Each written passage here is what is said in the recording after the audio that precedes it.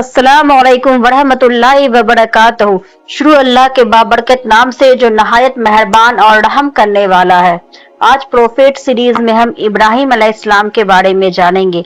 तो चलिए शुरू करते हैं with the real life of Ibrahim अलैहिस्सलाम। इब्राहिम अलैहिस्सलाम बाबिल में पैदा हुए। इब्राहिम अलैहिस्सलाम के बाप बुतों को तराश कर बेचते थे और खुद भी बुतों की इबादत करते थे। इब्राहिम अलैहिस्सलाम ने अपने बाप और अपनी कौम से फरमाया, तुम किसकी इबादत करते हो? वह कहने लगे, बुतों की। इब्राहिम अलैहिस्सलाम ने फरमाया, जब तुम बुतों को पुकारते हो तो क्या वह सुनते हैं या वह तुम्हें कोई नफा और नुकसान भी पहुंचा सकते हैं? लोगों ने कहा, यह हम कुछ नहीं जानते, हमने तो अपने बाप दादाओं को इसी तरह करते पाया है। अल्लाह ने इब्राहिम अलैहिस्सलाम को कम उम्र में ही हिदायत दे दी थी, इसलिए इब्राहिम अलैहिस्सलाम ने कभी एक लम्हे के लिए भी बुतों की इबादत नहीं की थी। इब्राहिम अलैहिस्सलाम ने अपने बाप को समझाने की बहुत कोशिश की और फरमाया, अब्बा मुझे ऐसा इल्म मिला है जो आपको नहीं मिला, इसलिए मेरे साथ हो जाइए, मैं आपको सीधा रास्ता दिखाऊंगा। अब्बा शैतान की इबादत ना कीजिए, बेशक शैतान अल्लाह का नाफरमान है। अब्बा मुझे डर लगता है कि आपको अल्लाह का अजाब ना आ पकड़े, आप शैतान के साथी ना हो जाए। उनके बाप ने जवाब दिया, ए इब्राहिम, क्या तुम मेरे माबूद को फिरा हुआ समझते हो? अगर तुम बाज ना आए तो मैं तुझे संसार कर दूंगा। तुम मुझसे दूर चला जा और कभी नजर ना आ।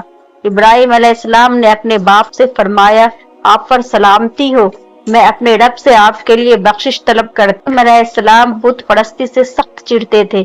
ईद के दिन उनकी कौम के लोग खाना पकाकर माबूद के सामने रख देते, फिर शहर के बाहर एक मैदान में जमा होते, वहां खेलते कूदते और खुशियां मनाते।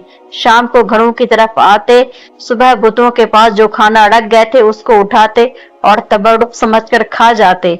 इस दफा जब ईद का दिन आया तो सब तैयार हो गए। इब्राहिम अलैहिस्सलाम तैयार नहीं हुए। वह लोग जाने से पहले इब्राहिम अलैहिस्सलाम के पास आए और पूछा, क्या आप हमारे साथ नहीं जाएंगे? इब्राहिम अलैहिस्सलाम ने आसमान की तरफ निगाह की और फरमाया, मैं बीमार हूँ। वह लोग इब्राहिम अलैहिस्सलाम को छोड़कर चले गए। फिर इब्राहिम अलैहिस्सलाम ने उन बुतों के पास गए, देखा कि उनके सामने खाना पड़ा है और इन बुतों ने उस खाने को छुआ तक न था। इसीलिए इब्राहिम अलैहिस्सलाम उन्हें मुखातिब करके कहा, यह इतना खाना तुम्हारे सामने पड़ा है, तुम इसको खाते क्यों नहीं हो? तुम्हें क्या हो गया है? फिर पूरी ताकत से कुल्हाड़ी लेकर बुत को तोड़ दिया। तमाम छोटे बुतों को तोड़कर कुल्हाड़ी बुत के कंधे पर रख दिया।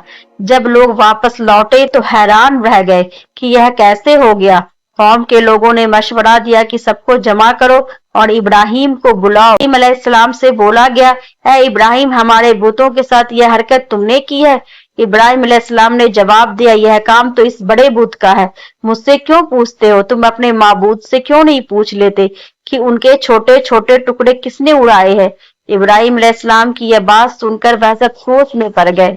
फिर कहा, ऐ इब्राहिम, क्या तुम्हें इल्म नहीं कि यह बोल नहीं सकते?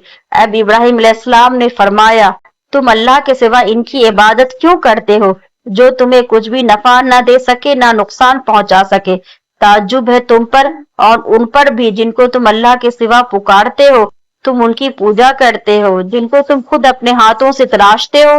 क्या तुम बिल्कुल ही अक्ल से खाली हो? लेकिन सब कुछ समझने के बाद भी वह लोग अपने कुफ्र पर डटे रहे और इब्राहिम अलैहिस्सलाम को सजा देने का फैसला कर लिया। फिर उन लोगों ने एक मैदान में कई दिन तक खूब सारी लकड़ियां जमा की और उसमें आग लगा दी। जब आग खूब भड़क उठी तो इन्होंने इब्राहिम अलैहिस्सलाम को रस्सियों में बांधकर उस आग में डाल दिया। उस वक्त इब्राहिम अलैहिस्सलाम ने यह दुआ पढ़ी, हस्बुनल्लाहु व निअमल वकील, मेरे अल्लाह काफी है और वही बेहतरीन कारसाज है। अल्लाह ने आग से फरमाया, ऐ इब्राहिम, आग पर ठंडी हो जा और सलामती वाली हो जा। चुनांचे जब इब्राहिम अलैहिस्सलाम को आग में डाला गया तो वह ठंडी हो गई। आग भी अल्लाह के हुक्म के बगैर नहीं जल सकती थी, इसलिए क्यों यह भी अल्लाह की मखलूक है और इसकी कुदरत भी अल्लाह के पास है। इसलिए जब आग को अल्लाह की तरफ से ठंडा होने का हुक्म हुआ तो वह ठंडी हो गई आग ने न इब्राहिम अलैहिस्सलाम के कपड़े जलाए, न जिस्म के किसी हिस्से को नुकसान पहुंचाया, सिर्फ वो रस्सियां जलाई जिनमें आग को बांधा गया। लोग आग के आसपास इब्राहिम अलैहिस्सलाम को जलता हुआ देखने के लिए खड़े थे, लेकिन यह देखकर ये हैरान रह गए कि इब्राहिम अलैहिस्सलाम बड़े नाज से आग के दरमियान बैठे हैं। फिर इब्राहिम अलैहिस्सलाम आग से निकले। इतना बड़ा मौजज़ा देखने के बाद कोई ईमान नहीं लाया। पूरे बाबिल शहर के लोग कुफ्र पर ही डटे रहे। उस वक्त बाबिल पर नमरूद नामी बादशाह की हुकूमत थी। जब इसके पास इस मोजज़े की खबर पहुंची तो उसने अपने दरबार में इब्राहिम अलैहिस्सलाम को पेश करने का हुक्म दिया। उसने इब्राहिम अलैहिस्सलाम से उनके रब के बारे में पूछा। इब्राहिम अलैहिस्सलाम ने जवाब दिया, मेरा रब तो वो है जो जिंदा करता है और मारता है। जवाब में उसने कहा, मैं भी जिंदा करता हूँ और मारता हूँ। उसने हुक्म दिया कि जेल से 2 आदमियों को ले आओ। फिर उसने एक को कत्ल करने का हुक्म दिया और दूसरे को माफ कर दिया और कहने लगा कि देख लो, मेरे हुक्म से लोग मरते हैं और मेरे हुक्म से उन्हें जिंदगी मिलती है। इस पर इब्राहिम अलैहिस्सलाम ने कहा, बेशक अल्लाह सूरज को मशरिक से लाता है, तो उसको मगरिब से ले आ। इस पर नमरूद के पास कोई जवाब न था। फिर उसने इब्राहिम अलैहिस्सलाम को शहर से निकल जाने का हुक्म दिया। इब्राहिम अलैहिस्सलाम इराक को छोड़कर शाम की तरफ चल दिए। यहाँ पर उन्होंने अपने चाचा की बेटी सारा अलैहिस्सलाम से शादी की और यहीं रहने लगे। इस शहर के लोग बुतों की पूजा नहीं करते थे, बल्कि सितारों को पूजते थे। यह लोग रात को इबादत करते थे, क्योंकि सितारे रात को दिखते हैं। एक रात इब्राहिम अलैहिस्सलाम ने इन लोगों के साथ निकले और एक चमकते हुए तारे को देखकर मजाक में बोले कि यह मेरा रब है।